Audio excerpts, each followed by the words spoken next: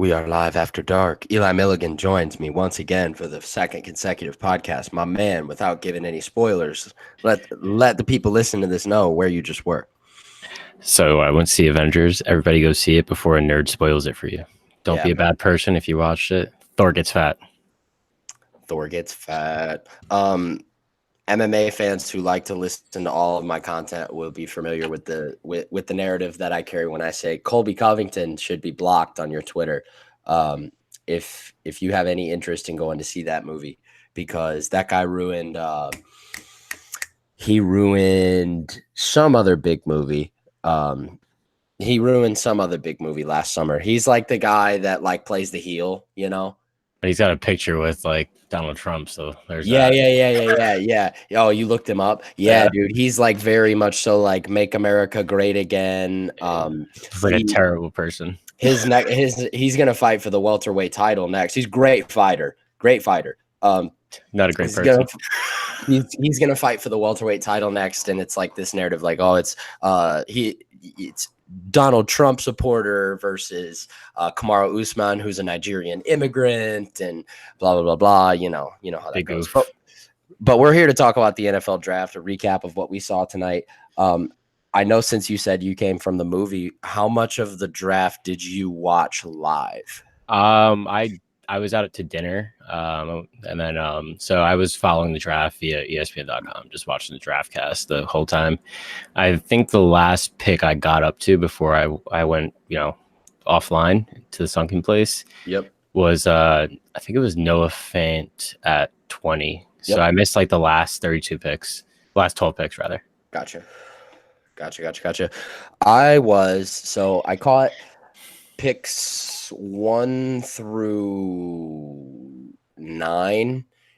Well, I mean, like 1 through 7, if you want to be technical, sitting on my couch right in here in my dojo.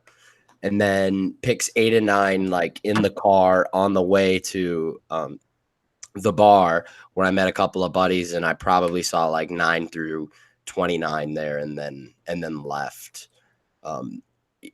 You obviously have to begin here with Kyler Murray going number 1 to the Arizona Cardinals. And, it's from in between the time where we did our podcast yesterday, me, you, Tino, and I, even though we all unanimously agreed that Kyler Murray was going to be the number 1 pick in this draft, for some reason, the chatter was continuing to build between then and now that was not the case. Do you share that experience with me in terms of, did you hear within the 36 hours between the draft starting and when we were done that maybe Kyler Murray was not going to go number 1? Yes. And I thought it was interesting that they took the entire 10 minutes. That almost never happens in the first overall pick. So it was clear that they were still deliberating that whole time. From my end, I was kind of hedging my bet that if there was a surprise pick, it was going to be Quinnen Williams. That's what it seemed like. Okay. Because at number 1. Yeah. I mean, it seemed like everybody was high on him as like the best player in the draft, if you will. But I mean, it wasn't a surprise, but it definitely was surprising how it all transpired. Yeah, I never once, and I'm not saying it because I didn't believe it, I didn't once kind of label Quinnen Williams as the best player in this draft. Anytime when that question was brought up, I would say the 2 best players in this draft are Bosa and Williams. Mm-hmm. And I think that most scouts and draft aficionados would have probably agreed with that sentiment. I think that, and we'll get to Williams and Bosa, but you have to kind of keep in the back of your mind with Kyler going number 1 and the situation in which he joins with Cliff Kingsbury, not even having enough time to take a piss in LA as the offensive coordinator of USC before the Cardinals snatched him away. Mm-hmm. It seems to me like there are going to be some growing pains here. And maybe before you even get to this season, the conversation tomorrow, at least, should be surrounding what the hell they're going to do with Josh Rosen. If you have any type of hunch of what might go down there, and GM, I think his name's Steve Keim, something Keim, in Arizona, said that there were offers that came into the draft room tonight for Josh Rosen following Kyler Murray going number 1. But he said that nothing enticing enough for him to bite. I mean, if nothing came that was enticing, you got to think. I mean, everybody kind of said second round pick is what's going to take to get him. And at this point, the longer it goes, the further his draft stock goes down. You know, I mean, I think there's only one scenario at this point where he gets traded. It's either someone reaches hard or B, a training camp injury, kind of like what happened with Sam Bradford a few years back with the Eagles and the Vikings. That's literally the only. I mean, but maybe the Patriots. You're absolutely right. But looking back on that, you're just like, dude. Yeah, bad trade. But yeah, I mean, right. Maybe the Patriots. I mean, Green Bay would be an interesting one because as great as Aaron Rodgers is, he's not young either. Yeah, right. So, I mean, what better of a teacher than two of the greatest quarterbacks of our generation? But you already know if a quarterback were to go to Green Bay, that Aaron Rodgers would not take lightly. He's got an ego. He's got an ego. I was about to say, man, I mean, you know, and beyond other situations, we could compare that hypothetical to like Tom Brady and Garoppolo, amongst others. We're talking about a guy in Aaron Rodgers that came in and filled in for Brett Favre in an almost pretty eerily similar situation. Mm-hmm. That would be like I mean, maybe I like the Packers a little too much, but I mean, I think like if it makes dangerous words from a Giants fan. Yeah, but I mean, like if it makes sense, it makes sense. Like that's what better of a situation for a guy who, I mean, because I'm not going to label Josh Rosen as a failure because he was failed by the team that was put around him. He never truly got a chance. The guy was on the ground over 70 times last year. Absolutely. Absolutely. No, I someone asked me the other day if I thought that Rosen was a bust. I was like, dude, I don't have enough information to make that assessment as of yet. Like there isn't a large enough sample size of Rosen playing with an adequate supporting cast for me to be able to say yes or no. Yep. So moving on to number 2, and it's the Niners taking Bosa. I mean, like we said, I mean, people generally putting him up in the conversation as number 1 or number 2 as far as players in this draft are concerned. Here's my thing with the Niners now. I am an avid Niners supporter, and I just continue to come back to square one, and it sheds light on the D4 trade even more. How many blue chip defensive end prospects can fit on this roster? Because you look at it and you have Bosa and you have Solomon Thomas and you have DeForest Buckner and you have D Ford, and correct me if I'm wrong, but I believe Eric Armstead is still there.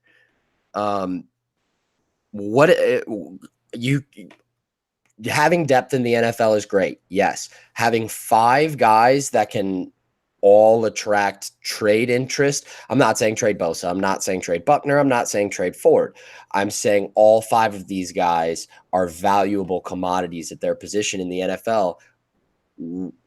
Bosa best player on the board. Understandable. Take him. Someone's got to go, is what I'm saying. I don't know. I mean, it kind of reminds me of like that Jets monster of a few years back when they had like Sheldon Richardson and Muhammad Wilkins. Yeah, I mean, like that team was like Bart Scott. Yeah. When you put it together, like they were probably the scariest front 7, but just never put it together. But one of. No, totally. But I'm seeing reports right here that the Niners are fielding offers for Eric Armstead and Solomon Thomas both. Interesting. Not Buckner. No, Buckner I think is better than both of those guys. Buckner's a massive human being. What is he, like 6'8"? He's a monster. Let's fact check that. But he is a monster. I think he's like 6'8". He's sick. He's listed at 6'7" 3/4, 300 pounds. Yeah, that's Flacco height. Good Lord, man. He had 12 sacks last season. Out of what, Oregon, right? Yep. Who said them boys in the Pac-12 can't play defense? I did, but We know how you feel about the Pac-12. Yeah, we don't need to get into that right now. But it also brings things back to Nick Bosa kind of looking like the smartest guy in the room by sitting out most of this past season, and he was criticized heavily for that. He's gonna get paid. That's the bottom line, man. It really is.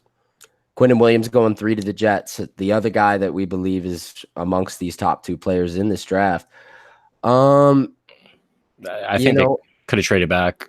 I thought Josh Allen made sense too. You and Tino both went with Williams here, being that Williams is unignorable as the best player on the board at 3. And you guys were right. He's a dominant force. It bothers me he still has braces, though. Listen, man, he probably didn't get health care until he was at Bama. Oh, come on. Dude. This guy, only playing 1 year really under Saban. He didn't play a whole lot the 2 years before. It's a reload and recock situation every single year and down in Tuscaloosa, so it's understandable. How many one and dones have we had at Oklahoma quarterbacks? One and dones? Well, yeah, the narrative I continued to hear all night was, all right, Jalen Hurts, now it's your turn. Dude, stop. Stop. Why do you have to speak that into existence when it's not, realistic? You think he's going to go in front of the guy that replaced him at Bama while he was still there? Come on, man. Like, I know that they're not being serious when they say it. I get that, but Jalen Hurts here next. He's got heart. He's got heart. That's about it. We'll see what happens with him, man. I'm excited to see what he looks like. He's the most unique quarterback, not as an NFL prospect, but as a pure college commodity. He is, in my opinion, the most unique guy for Lincoln Riley to work with in that offense, being that Baker is more like Kyler Murray. And I'm not saying those two are alike, to a degree. No. But Baker and Kyler Murray are more alike than Jalen is alike with either of those two, if that makes sense. Jalen's kind of like a high school quarterback in that he's sort of the best athlete on the field, so he gets to play quarterback. You know that he finished first in a lot of strength tests on the entire Alabama roster. That's incredible. I believe it. That guy's a monster in the weight room. So here's where things get interesting. Cleveland Farrell going 4 to Oakland. Yeah, you got my text on that one. Yeah. I think I had him going late. I had him going 26th. I had him earlier than that, but look, man, I don't hate this pick. Do I think it's a little bit of a reach? Yeah, I do. I think that compared to the other guys you could have gotten here, I mean, i.e. Josh Allen, i.e. Brian Burns, I don't know, man. Great story about Farrell. My buddy and his sister both went to Clemson, and his sister had a thing with Farrell, and she was like straight in love with him. Apparently, he was straight in love with her. Apparently, he just kept telling her, "Lock it up, lock it up, lock it up." Guy goes forth. You have to lock it up, dude. Rest in peace. No, and he's like straight up in love with her. What is wrong with her, man? I don't know. Yeah. Hey, man, honestly, on the flip side, good for her. Good for her. Show some real heart there. Exactly. Like it's expected amongst a woman to kind of fit the gold digger role whenever it's offered to them. Yeah. But she didn't do that, so good for her. Mm-hmm. However, many people would be like, "You dumb fucking broad." Like, you know what I'm saying? It's a nice story to tell at a bar one day. Yeah, dude. Yeah. You know what's weird? I was at work one night, and I'm talking about the buddy I met at the bar tonight works with me. So one night we're talking, and he's a big NFL guy. Not really big into a lot of other sports. It's weird. I know a few people like this. Not really big into like all sports, but huge on the NFL. Sounds like America to me. Yeah, somewhat. But we're talking about this draft. This is months ago. Mm-hmm. This is like mid-college football season. And we're talking about the Clemson defensive line, and we're talking about the Cleveland Farrells of the world, and the Austin Bryants of the world, and all the guys that are on that defensive line. And we bring up Dexter Lawrence. And this girl that walks past me, she's dating a guy that plays football at Toledo. Mm-hmm. Apparently, the guy went to high school with Dexter Lawrence. And we say his name. And she like looks over at us. She's like, "Oh, Dex, I love him." And you're just like, Who are you? We're just like, how do you know top 15 NFL prospect Dexter Lawrence? And she explained it to us, and we're just like, oh wow, small world, huh? There's a story to tell at the bar that's a lot less interesting than yours, but you know, it was something we didn't expect. Still a win. Cleveland Farrell here at 4.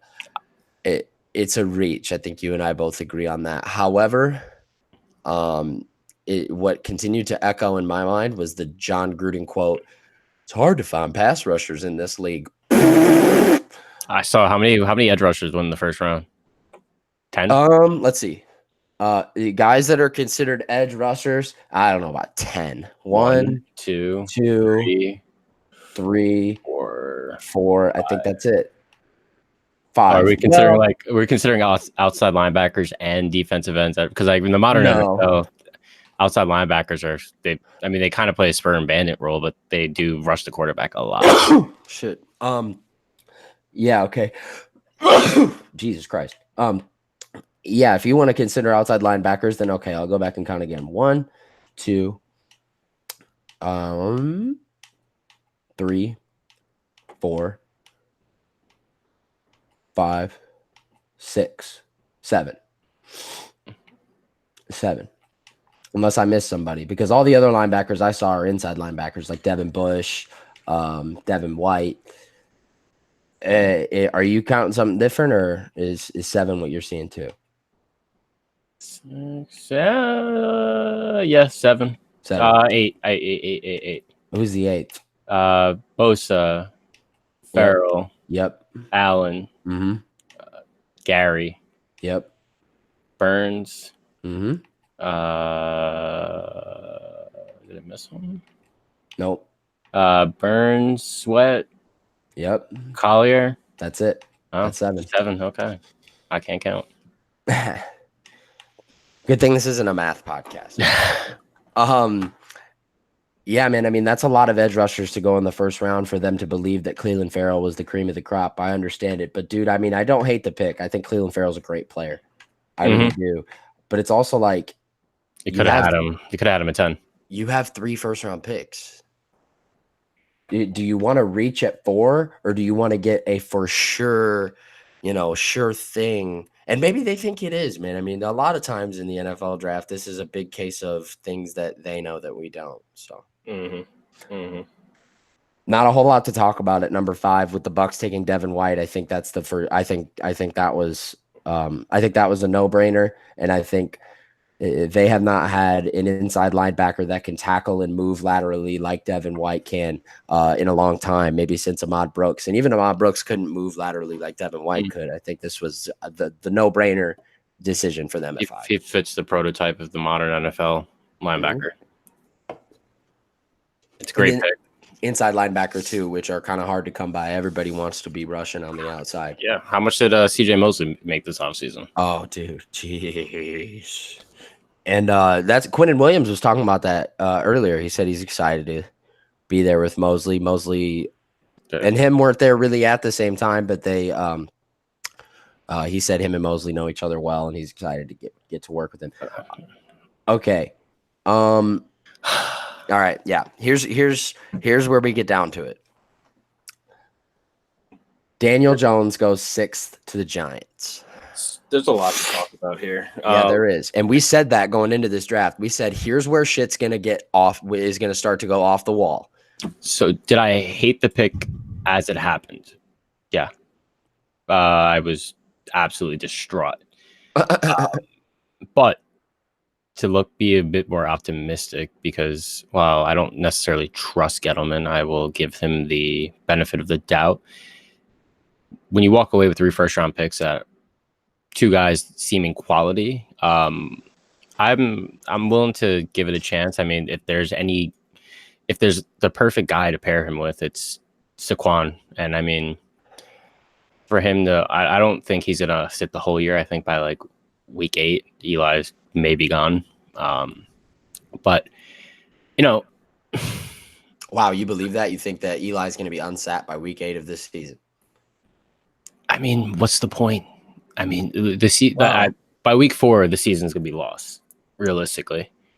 I mean, and man. in the NFC East, no team sits on the mountain for too long. So we'll pretty much kind of know how it's going to shake up. And I think it would be the right time to implement a guy like that, especially like to see what he has, to see how he fits with the team, to see what they should be looking for in the next draft, whether the offensive line's working, whether he can be mobile enough to maneuver around that offensive line. Right.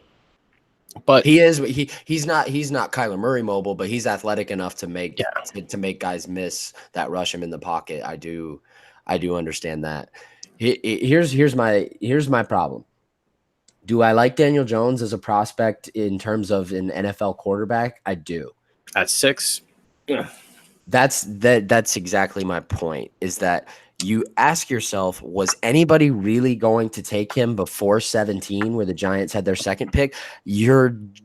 Miami maybe. Your knowledge of that situation would have been probably not. But at the same time, what if the Giants must have had some form of reputable intelligence that someone was going to trade up and get him before 17? Mm-hmm. That would be about the only scenario in which taking him here at 6 makes sense for me. 10, 11, and 13 would be like the danger picks right there, because we know how Denver feels about drafting quarterbacks. Right. I mean, but Haskins was on the board for all of those picks and he didn't go. There's got to be some negative intelligence on Haskins if he fell that far. I agree. I don't necessarily think he's going to be a bad product. I think he'll be a solid quarterback, the drop back, accurate, great deep ball. But if you're going to run with a guy like Saquon, I can see how you may feel he does not fit, because you see how well Eli has worked around Saquon. Right. You call him Saquon? Is it Saquon? Is it Saquon? That's what I think it is. I think it's Saquon. I'm just giving you a hard time. Sure says Barkley to me. Hey, man. If you can expect great WNBA in the WNBA, you lose your train of thought during your sentence, because all I wanted to do was highlight this shirt. You just expect great. You just expect great with them. Are there any of like final premonitions or thoughts about this 6 pick before we go to the Jaguars? I know that this dude, we said it all week. I mean, that pick, number 6, was a very important pick because it was going to largely affect what happened after that as a ripple effect. And it did, big time. I think if it basically, by doing this, it bought David Gettleman a second year. Huh. Because why do you say that? So that they can wait out and see how Daniel Jones does? Exactly. Because they're not going to fire him based on the season now, when the expectation is for him to sit. So it gives him another year, another draft. So it was definitely a job-saving move on one end. Because people are not happy with him, and you know how New York tabloids are. They are not friendly either. They're gonna rip the back page of the back page of the Daily and the Post tomorrow, or be like Daniel who, or it's gonna be some They're gonna rip him. They're gonna rip him tomorrow. Oh yeah, and he knows that. Mm-hmm. But it bought him another year, so we'll interesting. Give him 2 years to see how it works out. Interesting. Jaguars at 7, take Josh Allen. Love the pick. He was the best player on the board. Don't think there's much to argue with there. Yeah. I had Jawan Taylor going here, but for him, bro, he fell out of the first round. Yeah, that's surprising. I had him going here as well. Yep. It'll be interesting to see where he falls tomorrow in day 2. He probably goes first overall to Arizona. Very possible. They trade back. Very possible. I think that'd be a slam dunk. Hawkinson at 8. I think it's a little bit early for the Lions to take Hawkinson at 8. However, they do address a big time need. Ironically enough, they said on the broadcast only 4 tight ends since 1997 have been taken in the top 10. Didn't Ebron go for 8th? Exactly. And they Right. said the last one was Eric Ebron at 8th to the Lions. And right before Odell, right? yeah, and we see how that's worked out for the Lions. Eric Ebron's doing fantastic in a different jersey. Yeah, he's a touchdown eater. Yes, Doesn't do much more than that, but he catches the one that counts. Yes. I like Hawkinson a lot, though. The comparisons to Gronk have got to stop, though. Do you think? I mean, how much time do you think Matt Stafford has left? Oh, good question. Would Haskins here not been a bad move either? I mean, he's been in the league since what was this 0-16 season? Was that like 2008, I believe? Yeah, so he's going on 11 years. I mean, he's definitely. I mean, he had a good season last year, but yeah, I don't think it's time to think quarterback of the future yet. Just yet. I think maybe in a couple of years it might be time to start pondering it, but I don't know if it's time for that yet. I think Stafford, especially with quarterbacks showing that they can, if they play their cards correctly, can have an elongated time span in which they operate. I don't think it's time to they wouldn't jump ship on him, but I don't think it's time to think the future of at QB for the Lions just yet, but that's just me. Fair enough. Ed Oliver at 9 to the Bills. Thought that was a no-brainer. Solid pick. Best player on the board. Yeah, I mean, definitely there. Here's an interesting one. How about the Steelers moving up from 20 to 10, trading with the Broncos? First trade of the night to get Devin Bush, a guy that I had. Did you have him going right here at this very same pick to the? I had him at 11 to Cincinnati. Oh, gotcha. I had him going at this very same pick. I had Devin White going here. So I had Bush going right here to Denver. Steelers straight up. I like it. I like the move from Pittsburgh on the premise that they did need an inside linebacker badly. And then you think back, and from what I read, I believe this is true. Last time the Steelers traded up in a draft to acquire a defense player, they got this guy. I don't know if people know. Troy Polamalu, ring a bell? I don't remember it. Oh, yeah? Forgettable. That's the last time they traded up to get a player on defense, and look how that worked out. Well, they definitely needed it. I mean, if any team, they lost their heart and soul. So This is definitely a great move. I mean, I don't know how happy of a place Pittsburgh land is right now, but I mean, dude, let me say something. And I already have pondered making wagers with a couple of my friends. I believe the Pittsburgh Steelers are winning the AFC North. Yeah, I see your reaction. So I'm down to take a wager right now. Let's do it. Send a Venmo request for $50 right this second. Let's do it, man. Let's man. Can I take the field? Okay, so here's my question. Here's my question to you. What makes you believe this Steelers team can't win 10 games? Well, they have to play. Baltimore isn't necessarily depleted, but on defense they are. They're going to put up a fight. They're always that's always a grudge match. I mean, the Browns are loaded on offense and defense. Their front seven is pretty stacked. They have a great defense. I mean, that defense is going to be on the field a lot, though. You think so? Yeah, because that offense is going to get on and off. Sure. They're going to get on and off the field quickly. Okay. They can run the ball, man. They can control the pace with the ball. Especially when they get Kareem Hunt too in there. He's going to probably serve as a, unless they'll probably run like a wishbone set, honestly, because they have. Realistically, they have. They could. They have. You got. Look at their kind of unheard of though in the NFL. But it could happen. I wouldn't put it past. What's his name? Kitchens. That's my point, though. Do I take a buddy of mine tweeted this the other day, dude, and I was kind of baffled. only coaches in the history of the NFL to have more than 5 seasons as a head coach and not have one single losing season. Mike Tomlin. That's it. Nobody else. He's fighting for his job because But why, man? Because he's losing the locker room.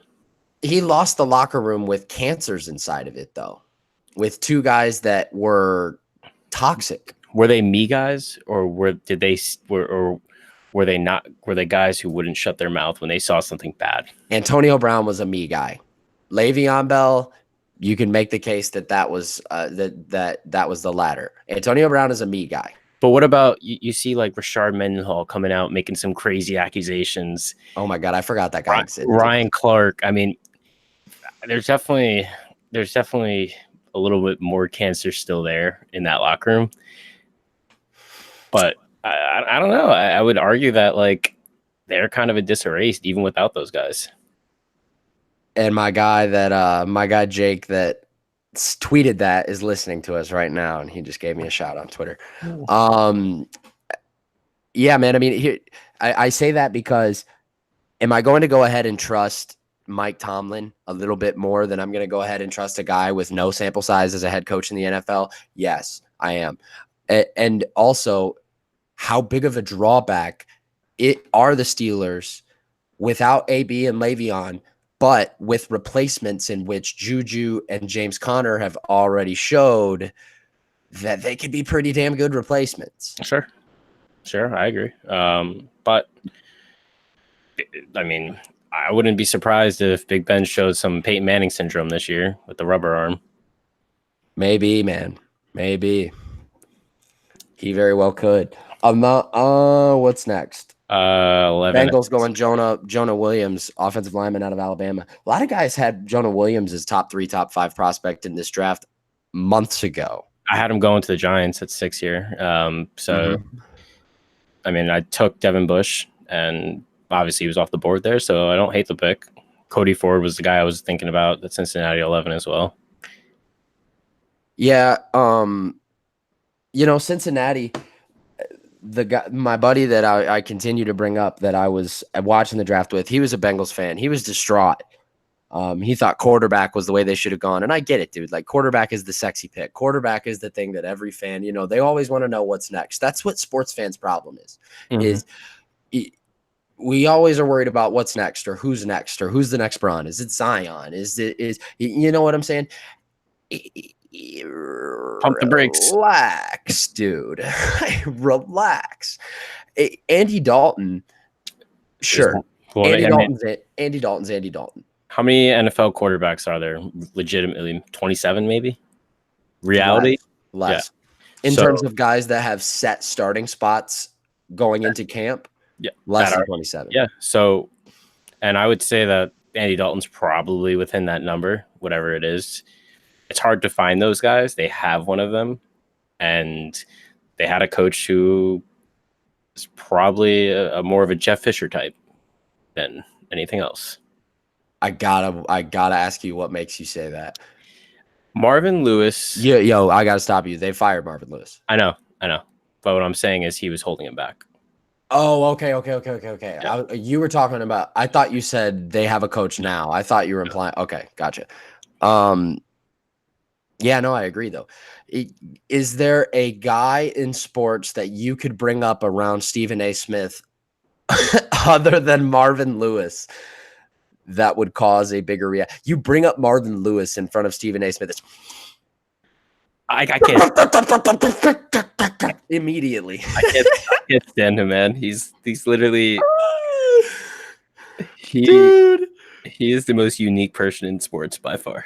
Dude, I don't like his analysis, but I love his personality. That's the bottom line. He said Dwayne Haskins is a running quarterback. What, bro? He doesn't watch football. That's what I'm saying. But whoever his assistant is needs to do a better job. I'm telling you, man. I'm telling you. You could not be more right. When I heard that, I was just like, huh, bro? What? But man, I'm all for hearing him go. I can't do first take anymore, man. It gives me major migraines. Yeah, only because of Molly Karam, dude. bro. What a babe. So hot. But she interrupts both of them constantly. Are you? Do you subscribe to Fartgate? What's that? Fartgate. Fartgate. There was a clip of them in the middle of an argument. I'm a Le Batard guy, so you know. Of course. I love Le Batard too, and they are like enemies. Le Batard doesn't watch sports. Le Batard is like a glorified sports host in a comedian's body. Incredible writer, but that's why He's a great writer. That's why I love him and Bill, is that they get it. Yep. It doesn't have to be about sports. Yep. Dude, the Clevelander is an interesting place. I've been there. It's very interesting. Party town. Oh, dude, it's another planet. Miami is another planet. And we'll get to Miami momentarily, but right here, Rashawn Gary going 12 to Green Bay. I mean, I'm not sure I love this pick.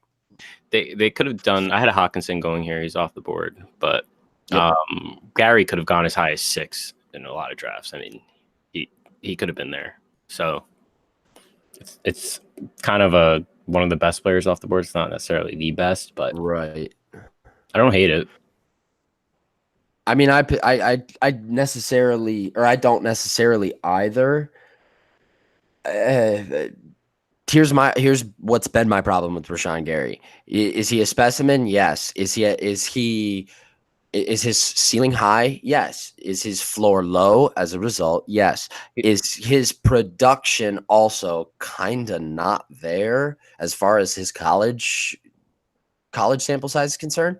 Yeah, it's not there. Now, was he doubled and tripled a lot?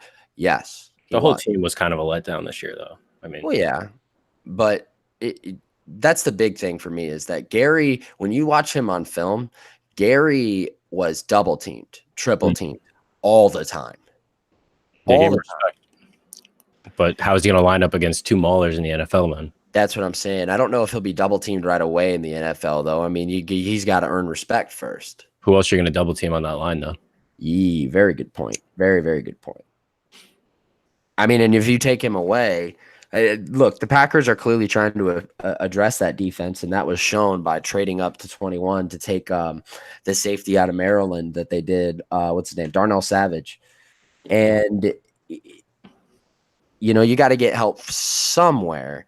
And if you're not going to do it in free agency like they didn't, and they traded HaHa Clinton-Dix, and now you got to kind of make up for it. But was Rashawn Gary the guy they needed? I mean, what about your need at defensive tackle? What about your need at linebacker? What defense are the Packers running right now? Are they running a 4-3 or a 3-4? Because that might be a huge indication as why they make this pick. Well, is that in flux by a result of LaFleur coming in? I wouldn't imagine that's necessarily true, given that LaFleur is an offensive guy.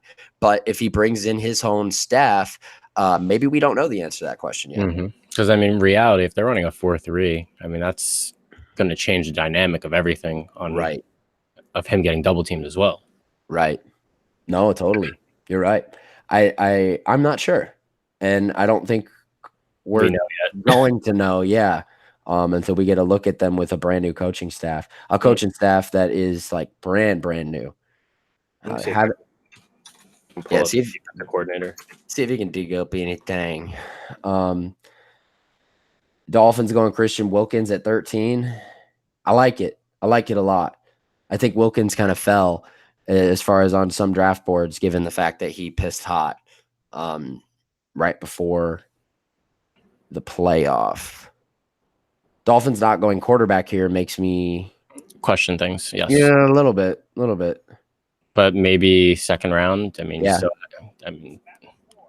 Drew Lock's still on the board, so makes a lot of sense. I see. Plus, Brian Flores coming in as the head coach for them now, and that's a good building block for him. I can say as much. Yeah. What are you getting on the Packers? They plan on keeping the Mike Pettin. So interesting. What did they run last year?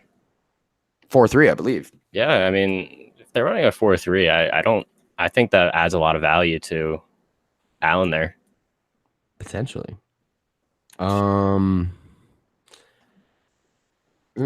Instant reaction to the Packers drafting. Yeah, I mean, they needed an edge rusher, that's for sure. I think a tight end would have been nice too, someone to give. A wide receiver could have worked out as well. I don't think at 12, but maybe at 21. Be a reach to go for Fant here. But Or yeah, at 30. You know, they were picking 30th. But I mean, were we 14? yeah, you and I exchanged texts. I think this pick made a lot of sense for the Falcons going Chris Lindstrom. They needed a guy up front. And Matt Ryan was not protected on the interior this season. Mm-hmm. I had him taking a tackle, but they went with a guard here. I had Cody Ford going, but they did what they needed to do. I mean, I also think the Falcons would have loved Wilkins here, but Wilkins going right off the board right before it. Now, 15, the Redskins, I tweeted it, man. I think the Redskins won this first round. It was known going into this draft that they loved Haskins. It was known that here's what I don't know if it was unknown or not, but here's what I heard on the broadcast. They had one interview scheduled at the combine. The Redskins sat down and talked to one player. That's it at the combine, and that player was Dwayne Haskins. So when you acquire that information, you kind of, or at least I did, arrive to the point that he was their guy all along. And they sat and they didn't reach. What did they know? That's what I want to know. What did everybody else know? Yeah.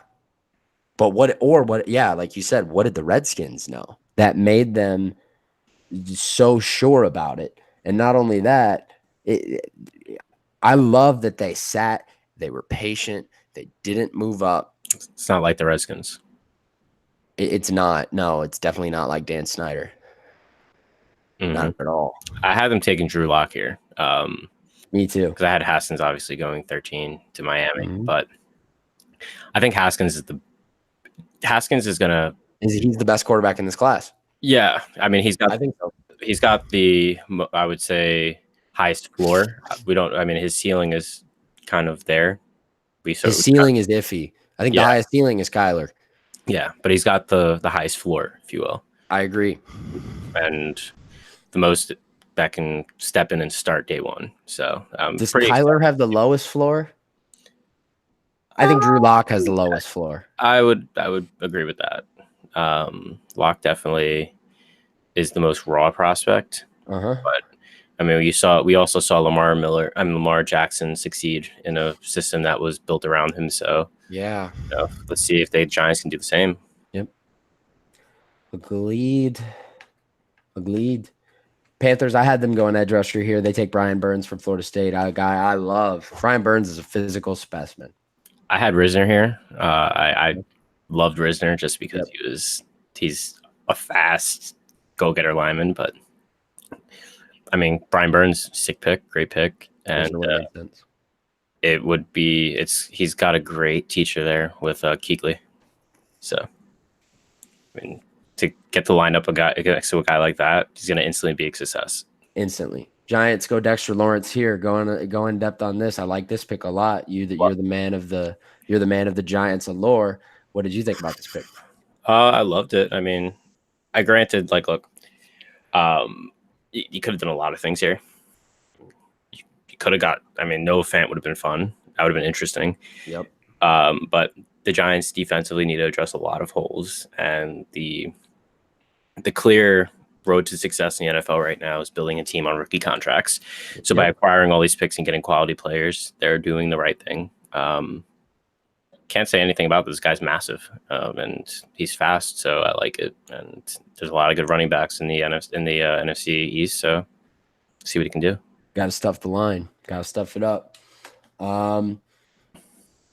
Sat next to a Vikings fan while watching this draft, and him and I agreed the offensive line was where they needed to address things. Thought Andre Dillard made a lot of sense. Thought that would have been the slam dunk here, but Garrett Bradbury makes a lot of sense as well. Love the pick. Me as well. Yeah, how about this? Jeffrey Simmons at 19. Dude, this guy is as talented as any player in this draft. Jeffrey Simmons, for me, here at 19, could be the steal of this first round, in my opinion.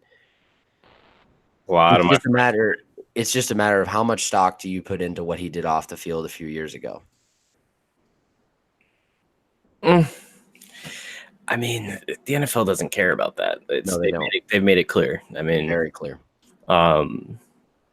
Unfortunate, but I mean, you kind of got to be a little sick in the head to be willing to run in full speed against another man running full speed right back at you. That's a great point. That sentiment is echoed all the time in the world of MMA too. I mean, you got to be a little bit crazy, or boxing. I mean, you got to be a little bit crazy to go in there and get your head punched in for however long you plan to do it. Mm-hmm. Simmons here at 19, like I said, could be the steal of this round or of this draft. And that comes at a position in which a guy I believed was last year's steal of the first round and has already proved me correct in Derwin James. Oh, Derwin James. I love Derwin James. As soon as he went at 17, I immediately told everybody I possibly could, hey, man, that's the best pick in this draft already. Period. I heard that from so many sources, and to see him fall into the Chargers' lap was beautiful. Jeez, man. I mean, what a freak that guy is. He is an animal. He's like basically what he's already all pro. Yep. He is essentially what not Landon Collins. He reminds me a lot of Ed Reed. Really? Maybe not as ball hawking as Ed Reed, but as far as like an intimidating force that sits back and plays that center field position from the safety spot. Yeah, kind of. Not as ball hawking as Ed Reed, though. That's. Oh, I mean, he's one of the. He's there with Palomalu. I mean, yeah. I mean, he reminds me a lot of what kid out of Michigan should have been. Peppers. Yep, what Jabril Peppers should have been. He's up in your neck of the woods now. Never say never, my man. It's third year now, right? Yeah, never say never. And he also will make a difference on special teams right away. Noah Fant going 20 to the Broncos. I thought this was a little bit of a reach. I think Tino had him going 10 to the Broncos, right? I didn't think that. I didn't think that. He had him going early. I'm pretty sure. I didn't think that Fant was a top 20 prospect. I think Greg Kittle's success, George Kittle, his success is definitely helped these guys get paid. No, 100%. Dude, they just spit out tight ends out of Iowa. What about Dallas Clark? What is that? Top 10 tight end all time? You have to put him in the top 10 tight ends all time. Yes. Yeah. Absolutely. Now, is Peyton Manning a very large percentage of where thanks can be given out for that? For sure, but you still got to catch the ball. Yeah, I was about to say I'm not the biggest proprietor of operating with the mindset of, oh, well, this guy was successful because of the other guy. Yo, one guy's in one body. And he could block. Yeah, absolutely. Hey, dude, how about Darnell Savage going 21 to the Packers? All the safeties that you, I, and Tino all thought could go in the first round didn't go. And 2 safeties did. Interesting. And they were, I thought this was a very interesting pick. This kid, from what I understand, had 2 Division I scholarship offers before he decided to end up ultimately at Maryland. Now, I'm not sure if he was ultimately given a scholarship out of high school to go to Maryland. From what I understand, though, it was like Delaware and some other FCS school that were the only schools that offered him a scholarship out of high school. Here's my question. So, he was smaller and whatnot, but does getting rid of Haha to obviously trade him and not resign him in the first place, does he fill that void? I mean, you would have to think the Packers believe he does. Or is he just cheaper to do the similar production? I think a little bit of both. Being cheaper is a big part of it. Absolutely. Could be a little bit of both. Who is next? Oh, dude. Eagles taking Andre Dillard. I think I said on our podcast how much I loved Andre Dillard. I had him in the top 10. This was like driving a stake in my heart, dude. Oh, yeah, because you're a Giants fan. Yeah. I mean, he's just when you thought you got rid of Jason, was it Jason Williams? I think so. Just when you got rid of him because he, ruptured his Achilles, not to wish, injury, but like, then you draft a guy like this, and it's just like Jason Peters. Then you draft a guy like this, and it's, great pick. Yeah. Here's my only thing. And I kind of realized I drooled over Andre Dillard on our draft podcast yesterday. Here is something I realized post podcast. That guy, and for all of the things I said about him, only giving up 1 sack with over like 670 dropbacks from his quarterback Gardner Minshew. Sure, that's unbelievable. Then I kind of realized, oh, wait a second. Minshew never took a snap that was not out of shotgun.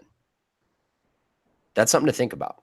Yeah. He never almost had to block in a formation that was not shotgun. He's going to have to deviate from that.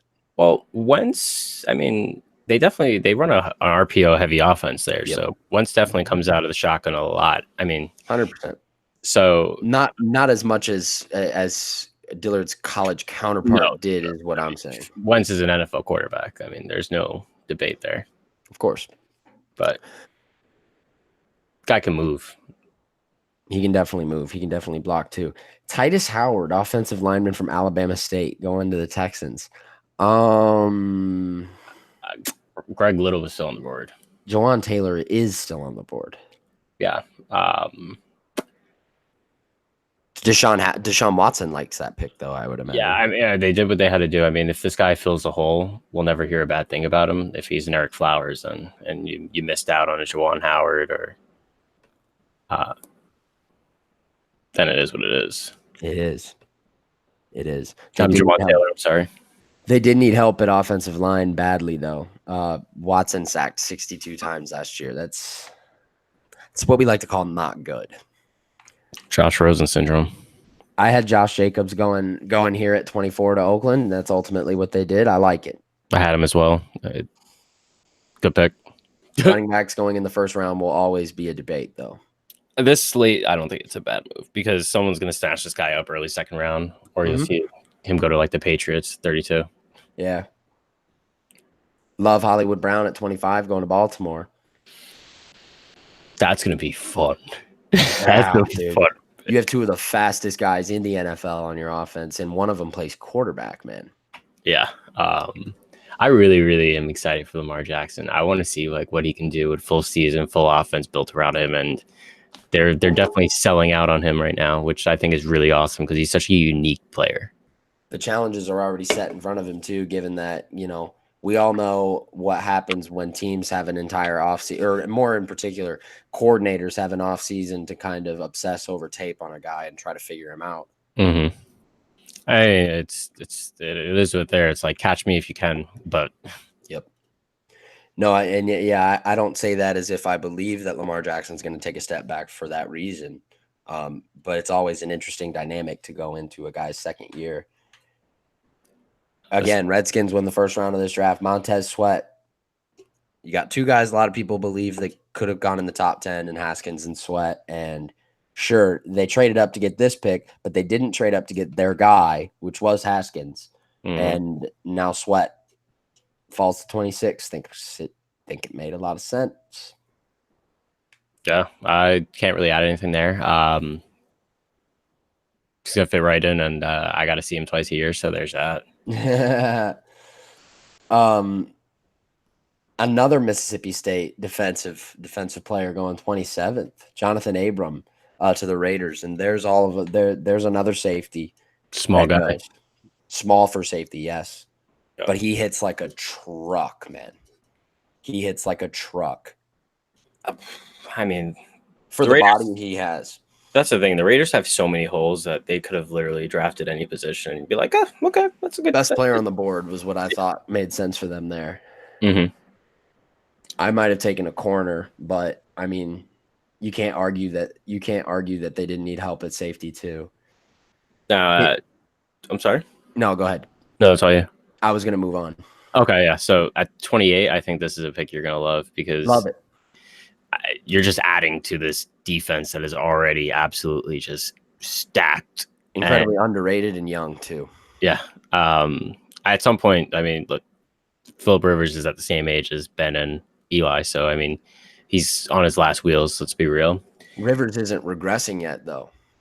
No, he's a Favre. He's definitely he's a Favreite for sure. It's kind of unbelievable. He's the only one of those three without a ring. Yeah.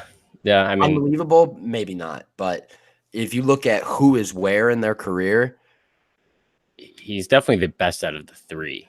And the other two have multiple rings. Yeah, but they also play with better teams. Facts. For sure. Facts. I mean, they were still running Antonio Gates last year. Like that man looked like is he retired yet? Bro, did you see his gut in the playoff game? Did he retire? I hope so. Or is he coming back for another year? He doesn't look healthy. Was or was not the only reason he rejoined that team because Hunter Henry got hurt again? I would probably say, yeah. I mean, he only had 30 receptions. They had 28 receptions last year and 30 the year before. He's either padding stats or something, but this man, he looked like I could have saw him at a country club.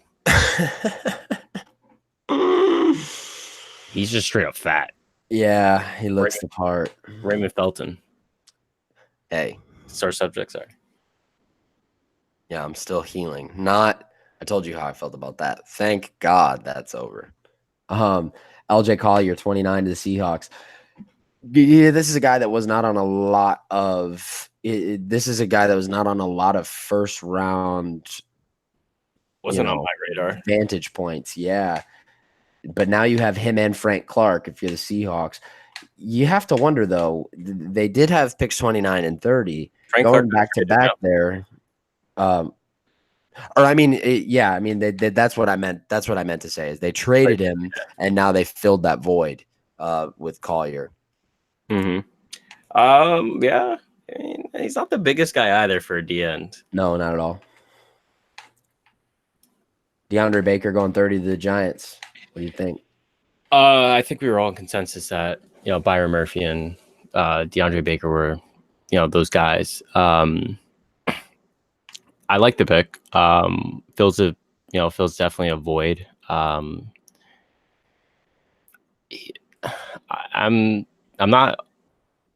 kind of the school that I believe that bigger cornerbacks are beneficial when you see guys that are just coming into this league now that are just absolute specimens. He's going to line up opposite of Janoris Jenkins. Take it as you will. I don't know if Janoris Jenkins is what he was, but they just traded Eli Apple, so we need a second cornerback. You filled the void. It's a B pick. There it is. I like DeAndre Baker a lot. Mm-hmm. He's probably the most athletic corner. Here's what I was saying the other day. I mean, of the three best corners in this class, they're all individually good at different things. Greedy Williams is the best cover corner. DeAndre Baker is the most athletic corner. Byron Murphy is the best all-around corner. Mm-hmm. And DeAndre Baker can probably do more as a corner than Greedy would. However, Byron Murphy more of the total package. Greedy Williams the best cover guy. So depending on what your team needed at that second corner spot and what Janoris Jenkins is capable of would kind of fixate who you would go there. And I think DeAndre Baker made a lot of sense. But let's understand the fact that the Giants don't have a pick until the 6th round right now. Yep. Because they also drafted Sam Beal last year in the supplemental draft. So they gave up their 3rd. And then they traded away a 2nd, 4th, and 5th for Baker. So, we got to there's 3 guys there that potentially could have been picked. So something to keep in mind.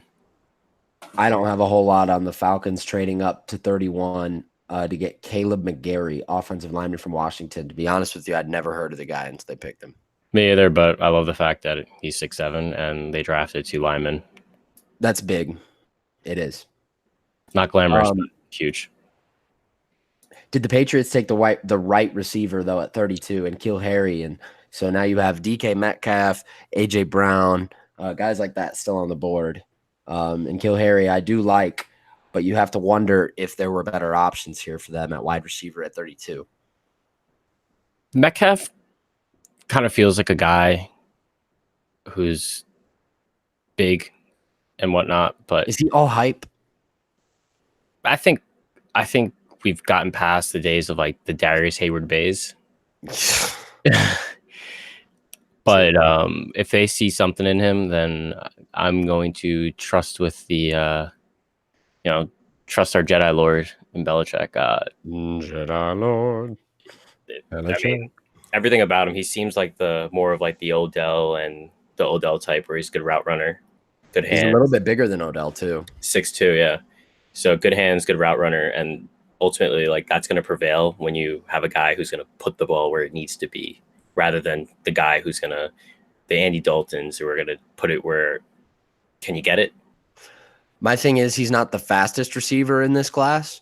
And the Patriots needed some speed on the outside. I don't think we really know exactly what their plans are for Josh Gordon, and that's why I say that. However, they did just get Demaryius Thomas, who people kind of ignore as a speed receiver. Bro, he ran a 4.4. He did, but he's definitely not as fast as he was. I mean, he's a cheap, awesome signing because Devin Funchess got $10 million this offseason. Like, I mean, I think they're going to be all right. They definitely don't have the target to take top off the defense. They're losing Gronk for probably 3 weeks until he unretires.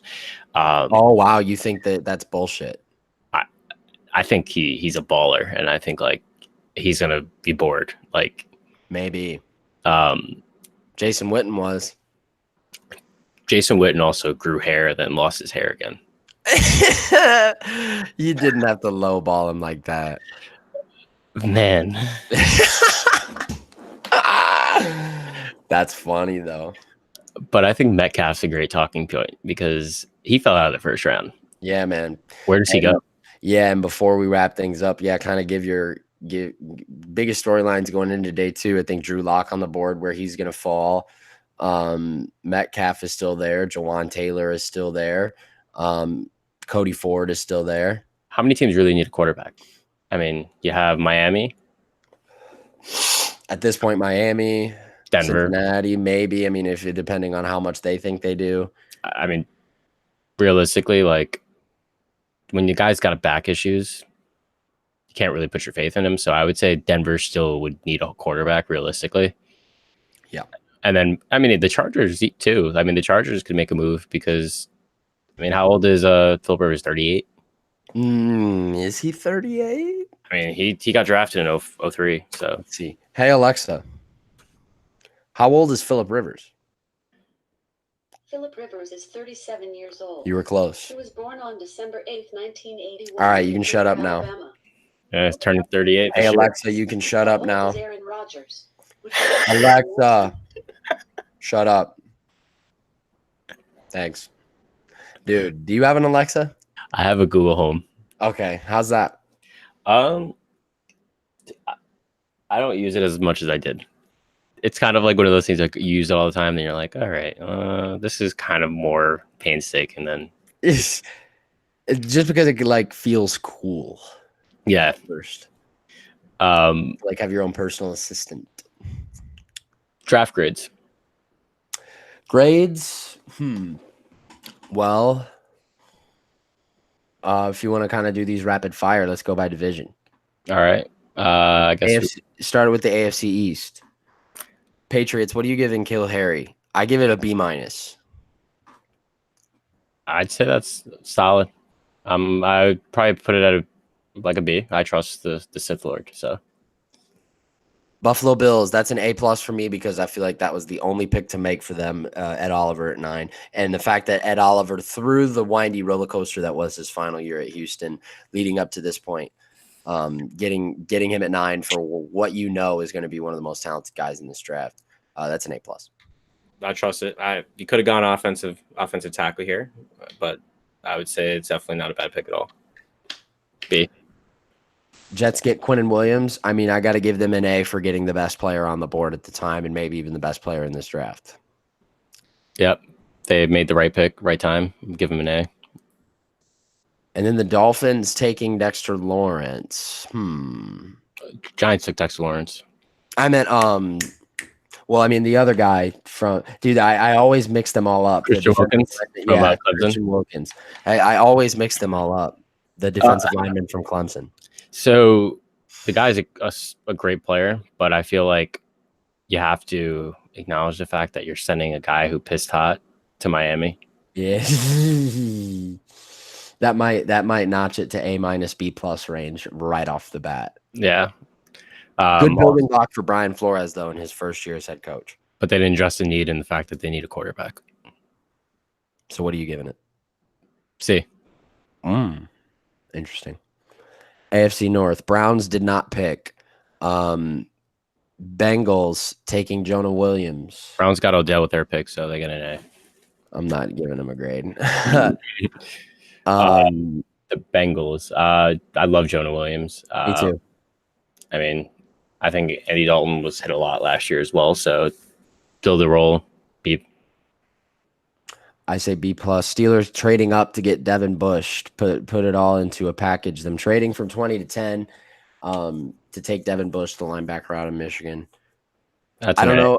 I'm giving it a B+ just based on the premise that there were they did address a need at inside linebacker, but I feel like there were bigger needs for them that they could have addressed at 20 without having to give up what they gave up. I think they gave them a second rounder and next year's third rounder. Or and it could be flip-flopped. They definitely could have done a lot of things. They need a wide receiver as well. They need help on the line, but not a bad pick at all. Devin Bush's great interior linemen don't fall off trees. So I'm going to selfishly give the Ravens an A for Hollywood Brown just because of how excited I am to see him and Lamar operate. Yeah, just not see him go to KC. AFC South. Oh, yeah, dude. I believe I said that's what I thought was going to happen. That was before the Seahawks trade, too. AFC South. Colts did not pick. Texans addressing their need, but getting a guy that is not Jawan Taylor nor Cody Ford. C-. The whole league passed on Jawan Taylor. Maybe there's something we don't know. Maybe. But I give them a B just for the simple fact that they're showing that they know they need to get help in an area where they need it the most. Jaguars A+. Josh Allen, best player on the board, fell to them right at 7. Only pick that made sense. Yep, agreed. And then the Titans taking Simmons A+, strictly based on the premise that I think he could be the steal of this draft class. I could be wrong, but I was correct on who I called the steal of last year's draft class. Give him a B+. Great pick, great positioning. Didn't have to move. AFC West. Chiefs did not pick. Broncos. I was going to do them last because they picked 3 times. Chargers taking Tillery. I give it an A-.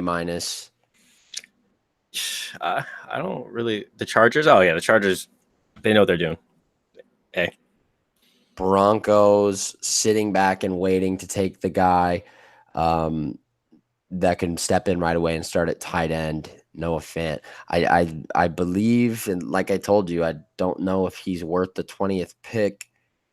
I don't B- C+ range for me. I genuinely don't know if Elway knows what he's doing, to be honest. That's what Tino was saying. I don't like it at all. I think like they Not definitely a big fan. They could have. I mean, they could have took Bush at 10. They could have took.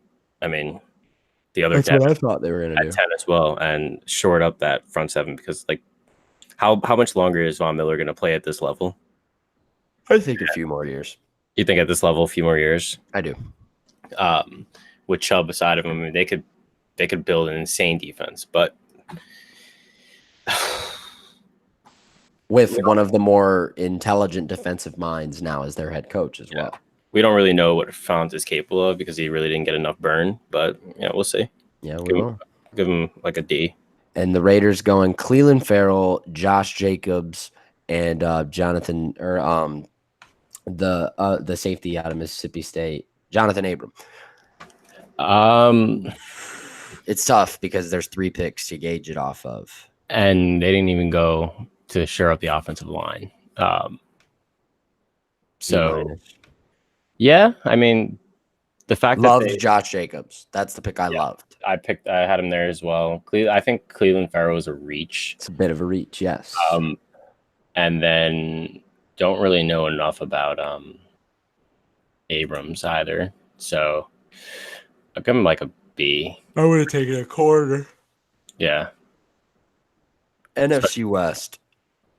Niners take Bosa, best player on the board, and at that spot, A-. Yeah, they get an A for not having to work too hard.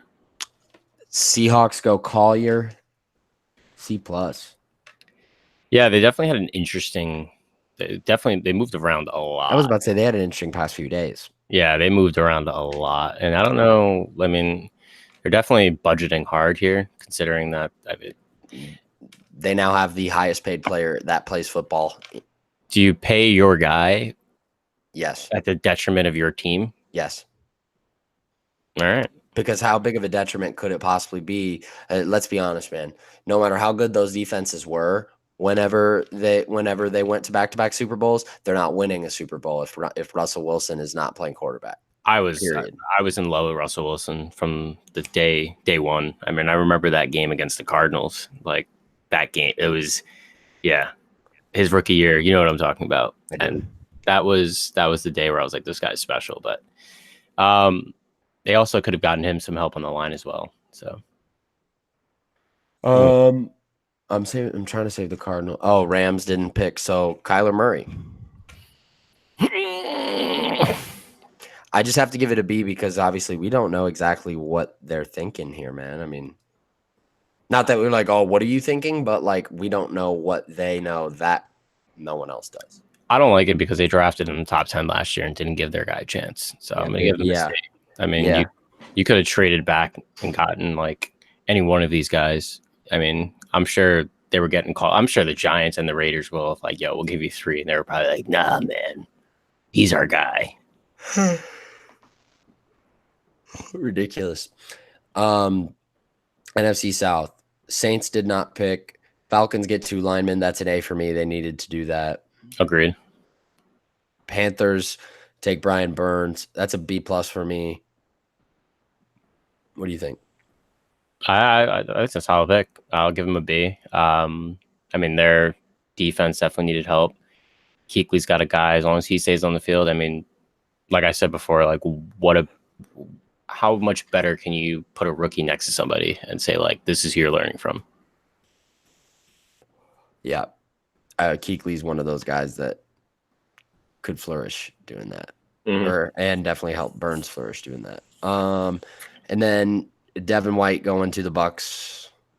Love the slam dunk. Yeah, that's an A. Yep. NFC North. Bears did not pick. Packers get a lot of help on defense with Rashawn Gary. And I'm going to continuously forget this guy's name from Maryland, Darnell Savage. I'm pretty sure did Tino? I know Tino liked him. I don't know. I'm not. I give him the A on the first pick, but B- overall for me. Yeah, that's the average. Vikings taking Bradbury, B+. Thought they could have taken a better lineman. I'm with you. Taylor's still there. And then, Lions taking Hawkinson. That's a B. Thought defensive line and corner were areas a corner at 8 though. B+. I mean, if Hawkinson is all he's hyped up to be, he'll be one of the steals of the draft. I thought they could have traded down too. I thought trading down made sense. But we also see tight ends kind of come out of nowhere all the time. I mean, but how many world-class tight ends are there? 5? Yeah, and and how many of them are number 1 picks though? Yeah, not many. Yeah. NFC East, Redskins get an A+. They win the draft for me. As of right now, I'll agree with you. I mean, they sweat sealed the deal, slam dunk. didn't have to move for Haskins, got a quarterback, needed a quarterback. I mean, what offensive weapons do they really have around him? That's the question. Yeah. How's their line? I mean, if they address that immediately tomorrow, that's gonna. Eesh. If he's as stone-footed as like he's made out to be, this could be trouble for Haskins. But I mean, in A overall. Cowboys did not pick Eagles. Take Dillard. That's an A for me too. I like Dillard a lot. A+, man. The Giants take the floor. So I guess I'll give him 2 grades. I think on the air that Daniel Jones is a Ryan Tannehill, they got like a C. But their other 2 picks were solid picks, like straight up, like their other 2 picks B to A by far. But I should have seen it coming, man.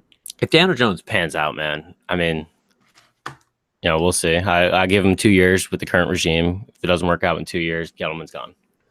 I should have seen it coming, man. I don't know where you are on Cowherd at this point. Yeah, okay. That I understand. It's like nails on a chalkboard to me. My only problem with Cowherd is that his takes get stale and they never change. No matter what new information is presented to him, he barely ever changes his mind. I'm not saying he never does, but he rarely does it, and he rarely backs off of things that he's clearly wrong about. However, he nailed this though. He called the Giants taking Jones at 6. He called it. Yeah. Today, and I was just like, "What, dude?" And then it happened, and then I was like, "Damn." Cowherd's kind of like he's probably like the last young guy of the Francesa generation. Wow. Well, I mean, who else is that? You don't really see too many up and coming talking heads anymore. They're kind of falling out of favor. Yeah. With like the podcast, like straight sports head guys just coming in. Right. But he hit the pick. I mean, everybody had pretty much the Giants taking Jones in some capacity, just not at 6. No. Any last thoughts, my man? Really wild first round. Can't wait to see what goes in the second. Yeah, I mean, definitely a fun draft. A lot of eyes open, a lot of interesting picks. I'd like to hear what you think is going to happen in the second round, though. Where you think Metcalf falls? I think somebody is going to trade up and get Drew Lock now, depending on who that is, whether it's Cincinnati or Denver or Miami. I think is yet to be seen. I would assume the Cardinals are going first tomorrow, but largely and for the most part, teams that have the first pick, that pick always moves. Mm-hmm. I'm going to see right now another guy that we didn't mention on this podcast that we mentioned a lot yesterday that did not go. How about Greedy Williams? Yeah, I think I had Greedy Williams going, like, where did I have 20 to Pittsburgh. I'm shocked. He, like you say, he's the best cover guy. So he's the best cover corner in this draft. Make no mistake. And LSU pumps out great defensive backs. We know that. So DBU, somewhat. I think that's interesting. The Cardinals are first tomorrow. I don't think they go Greedy Williams. I wouldn't be surprised if they trade back. But I think they need to go lineman. They got to go lineman, or they have to, and they need wide receiver help too. I mean, yes, they do. So then the Colts are right after them. If anybody's going to take Greedy, I would say it's the Colts, because what they're doing there is something special. Damn. I know, man. Frank Ballard's a genius. He's the anti-Ryan Grigson. What a moron that guy was. All right, my man. I think that about wraps it up. Thank you for having me, sir. This was of course, brother. Of course. I'm sure you and I will talk again soon. And for those listening to this podcast, don't know when I'm going to be back on now. Don't have next week's schedule planned, but I will in the next couple of days. And well, actually, I mean, there is a podcast that I don't have uploaded yet in the MMA stratosphere with David McGrath and Daniel Yanofsky. We spoke for 3 hours, so that will be a good one. That'll be up tomorrow. And until then, signing off. Thank you for listening.